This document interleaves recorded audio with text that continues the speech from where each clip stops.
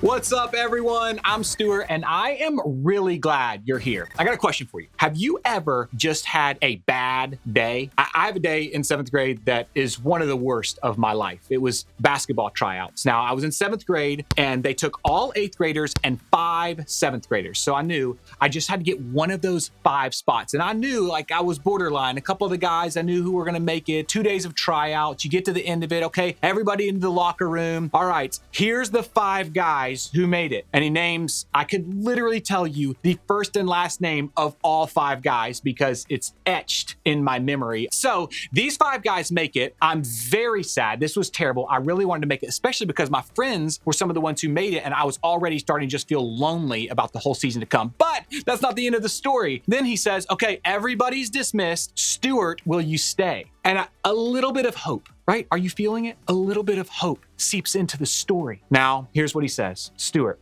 I still can only take 5. I just want you to know that you were the 6th. Like it's gonna make me feel any better. Seriously, I was the 6th, which still means, by the way, you're cut. And I kept you longer to tell you that you were cut, like double cut. Now, I don't know if that's exactly what your bad days look like. Maybe you've been there, maybe it looks like something else, but I know that all of us have had bad days. In fact, maybe you're there right now, because the truth is, life is hard for all of us sometimes, but it's important to remember the promise that Jesus made about getting the most out of life. It's a promise that says, when we follow him, we can have a full, amazing life. We get an invitation to the greatest party there is. But when challenges come and life gets hard and bad days happen, that doesn't feel like much of a party, does it? And here, when I say party, I'm talking about any effort to celebrate, serve, or enjoy others in a way that adds value to life. So being a party starter means being someone who does that for others, not just in the good times, but also in the bad.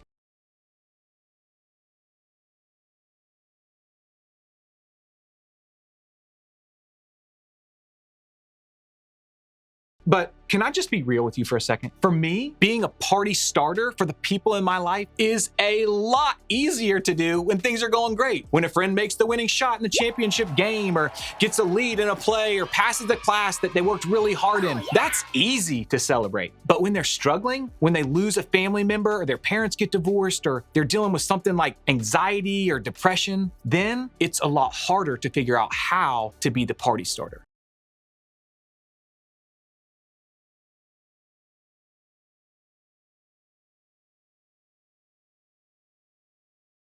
It's hard to know what to do when somebody we care about is struggling. Maybe that's because we're not sure what to do or say to help them. Maybe that's because we don't really relate or understand what they're going through. Maybe we feel like what they're dealing with isn't that big of a deal. But if being a party starter means showing up for others no matter what, then we've got to figure out how to do that no matter what. No matter what challenges they're facing, no matter if we're unsure how to help, no matter if we understand or not. So, how do we do that? Here's the good news. Knowing how to relate to other people in their challenges and suffering, it's not a new problem. In fact, as long as people have existed, they've struggled, not just with pain, hardship, and difficulties, but with understanding how to help one another through it. Thousands of years ago, some people were going through a really difficult time. There was a lot of pain, a lot of suffering, a lot of challenges, and a lot of sadness. And during that time, many people felt like nobody was there for them, including God. When God's people needed God the most, it felt like God wasn't showing up, wasn't understanding, and wasn't doing much to help. But God always has a plan. And at that time, God's plan was to do something unexpected to remind people then and us today that in their pain and suffering, God was there. That plan? Well, it was Jesus. In their struggles, the people were waiting for someone to show up. And then God showed up by sending Jesus, which is what we celebrate at Christmas every year. This was such a big deal that a prophet, or someone God chose to speak to people through, announced the birth of Jesus by proclaiming these words. Look, the virgin will conceive a child. She will give birth to a son, and they will call him Emmanuel, which means God is with us. And this may seem like a simple verse, but don't miss the meaning here. When people were struggling, suffering, and looking for somebody to help, God sent Jesus to be with them. That's literally what his name means, God with us. It's not God fixes us or God solves all our problems or God makes us feel better. While that may be what we all want sometimes, that isn't what God sent Jesus to do. God sent Jesus to simply be present, to be with us, to show up when we need someone the most. Think of it like this. Do you have something at home that brings you comfort when you're going through something really tough? Maybe it's a stuffed animal or a blanket from when you were younger or even a family pet. For me, I brought this. I wanted to show you. It's a blanket from childhood, but not just any blanket. Mine specifically has like a smooth, velvety side, and then the other side, this like super soft, fuzzy side. And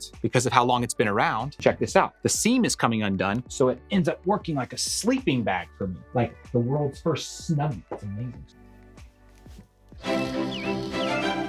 Anyway, where was I? Okay, so these things, they don't try to fix our problems. They don't try to make us feel better with their words. No, they're just present. They're just there when we need them the most. And their presence can help us feel better. And as party starters, that's what we can do for the people in our lives who need us too. Because a party starter shows up to be with others in their difficulties.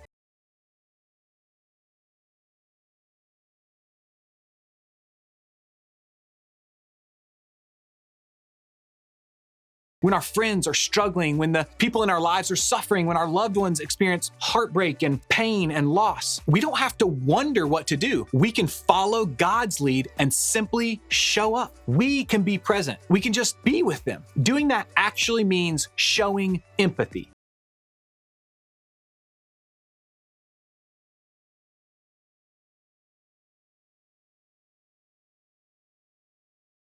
Empathy means we have the ability to understand and share in what other people are feeling. It's the willingness just to show up and be with someone in the middle of what they're going through. And that's it. We don't have to have all the right words or have all the answers to fix their problems or even be able to relate with what they're specifically facing. All we need to do is show up, and empathy helps us to do just that.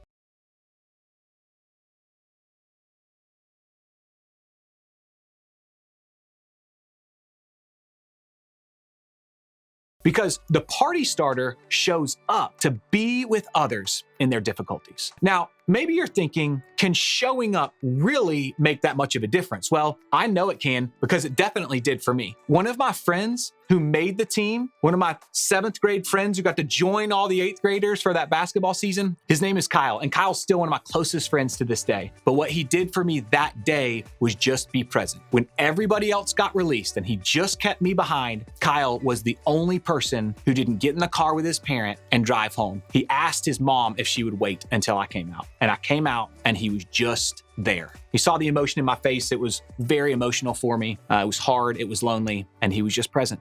See what I mean? My friend Kyle noticed I was struggling and cared enough to show up and support me in it. That's empathy in action. And that's what a party starter does. It's what I want to challenge all of us to do too. First, notice those who are struggling. Open your eyes to what's happening in the lives of those around you. Who's struggling? Who's going through something difficult? Who just seems like they're having a lot of bad days? Pay attention to the people around you who might be struggling right now. Then care about what they're going through. And this will be easier for some of us than others. Some of us are naturally empathetic. You feel what other people are feeling and care a lot about what they're going through. And for others of you and me, getting into what other people are going through just doesn't come as naturally. And that's okay. Either way, we can ask God to help us care about what the people around us are going through. We can pray for God to give us a heart that's moved to care when we notice somebody suffering. Finally, show up. Showing up is empathy in action. It's not fixing, it's not ignoring, it's not downplaying, it's just showing up and being with someone who needs us. You can show up physically by hanging out with somebody or spending time with them, or you can show up in other ways like sending a text, saying a prayer, writing a note, or just being a good friend. Whatever it is, choose to show up for somebody else. That's what God did for us with Jesus, and it's what we can do for others.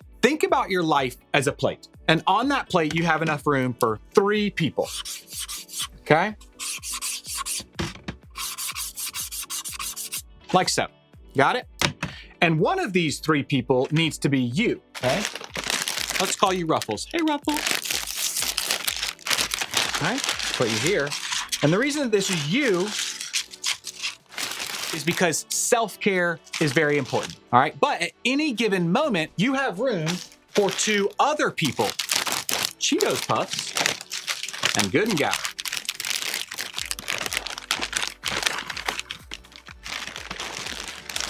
And Cheetos. And helping two people, that's manageable. But you don't want to try to fill your plate with everyone and everything they're dealing with. You can't take Cheetos Puffs and his first cousin Hot Cheetos. You can't. You can't take Good and Gather and then take Good and Gather's younger sister too, okay? Bad and Gather. You don't want all that. That can get overwhelming and unbalanced really quickly. Some of you may be in the process of figuring out how to even begin to put yourself on the plate, while others of you need to think about how to take up less space on your plate and make room for others. After all, that's what party starters do. A party starter shows up to be with others in their difficulties. One of the ways you can show up is in your group this week. Your group is a place where you can share what you're walking through and how you're struggling, but it's also a place where you can show up for the people in your circle when they need it too. And I hope you'll practice empathy by supporting others in your group this week.